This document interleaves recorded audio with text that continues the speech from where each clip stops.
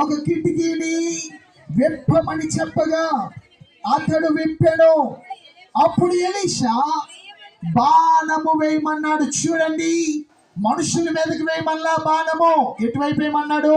తూర్పు వైపున ఒక కిటికీ ఉన్నది. ఆ కిటికీని విప్పు, ఆ కిటికీలో నుంచి నీ బాణము వేయము. తూర్పు అనగా ప్రభు యొక్క స్థలము, తూర్పు దేశము, నక్షత్రము. ఆ యొక్క కిటికీ మూయబడి ఉన్నది. ఆ కిటికీని ఎలీషా అంటున్నాడు, ముందుగా వెళ్ళి ఆ కిటికీని తెరువు. ఆ కిటికీని తెరిచిన తర్వాత నువ్వు చేయాల్సిన పని ఏంటో తెలుసా? నీ గురి ఎటువైపు పెట్టాలంట? ఆ కిటికీ గుండా, తూర్పు వైపు ఉన్న కిటికీ గుండా నువ్వేం చేయాలి? బాణము వేయాలి. ఈరోజు నీవు గురి కలిగి ఉంటున్నావా? మనుషుల వైపు గురి కలిగి ఉంటున్నావా? దేవుని వైపు గురి కలిగి